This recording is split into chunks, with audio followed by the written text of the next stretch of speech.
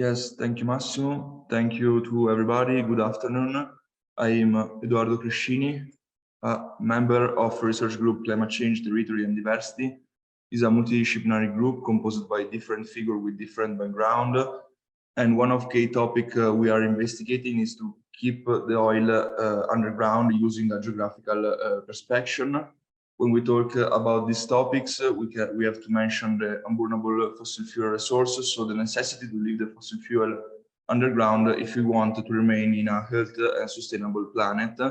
In our first study, McGlade and Atkins estimate in a percentage the remaining the part that should remain underground for fossil fuel in terms of oil, gas, and coal, if you want to remain below the 2 degrees of global warming, which is one of the target of the Paris Agreement, according to the studies. So from these estimates, only the 10% of all fossil fuel resource can to be extracted in 2015. Then Wellesby in 2021 update the percentage using 1.5 degree of global warming. And so we can see that there is a lot of big difference in terms of coal that it's now, for this kind of research is like unextractable by 2021. And also they only not define the estimation in percentage, but also use a geographical perspective, so define the unburnable carbon areas.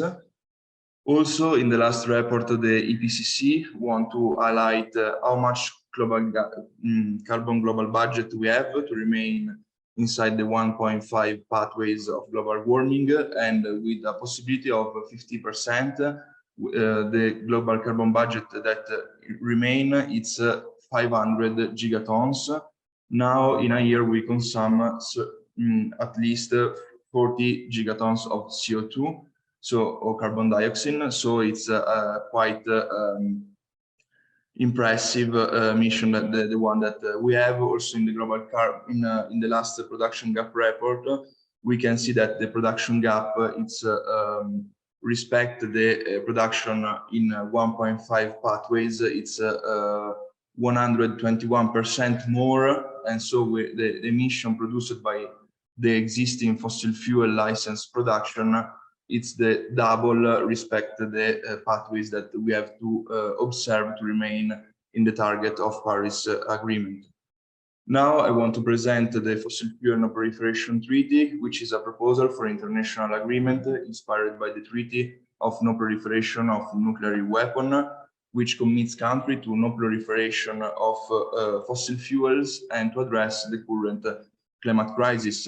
It's supported by different by a global articulation of climate justice movement, but also indigenous and civil society organization, and based on 3 fundamental pillars. The first is the non-proliferation, so ending the exploration and expansion into new fossil fuel reserves. The second one is the global disarmament, so stop the extraction and close the already open license, because also from the International Energy Agency, if you want to remain under 1 degree of global warming, but also 2 degrees of global warming, we have to close also that site of fossil fuel that are continuing the extraction, so that the one that are already opened, and also remove the subsidized international, national, and private of fossil fuels, and dismantling the obsolete infrastructure. Then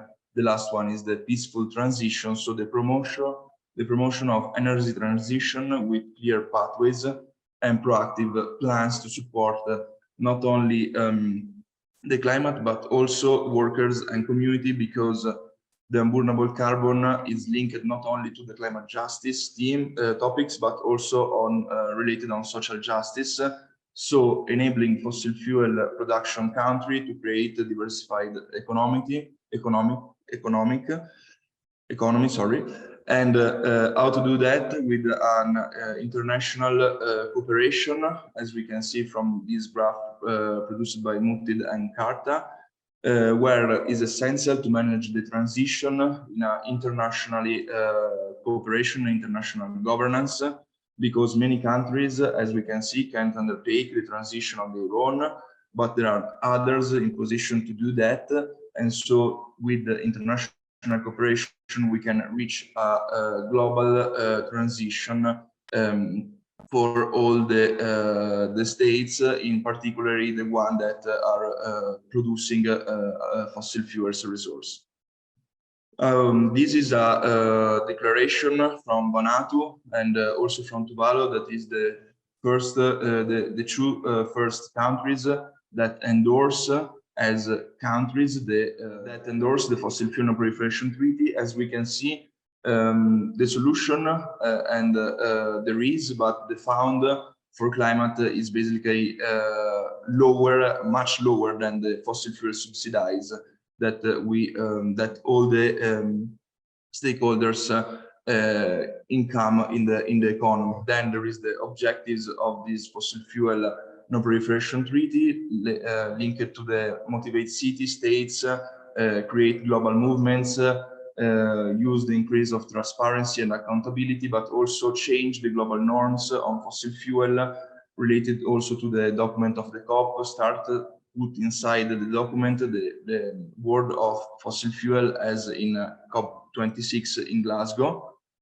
Many cities have already endorsed the treaty, like Vancouver, Sydney, but also Turin, which was the first city in Italy to endorse the treaty. We are now counting like 60 cities around the world that endorse the treaty. We have a parliamentary call for fossil fuel free future. Now we have like 550 parliamentarians that endorse this call from 70 countries. And again, there are many scientific academics and scientific researchers that endorse and called for a fossil fuel non-proliferation, more than 2,000, but also 100 of Nobel laureates, like the one like as Dalai Lama, which endorse the treaty. And to finish, this is the last breaking news that we have today, arrived today, the endorsing by the World Council of Churches to call for a fossil fuel non-proliferation treaty. This organization is represent more than 300 churches around the world and mobilized like 500 million of Christian from around like 120 countries. So it's like a big organization, and it's very important also the endorse of this kind of reality. Thank you for the attention.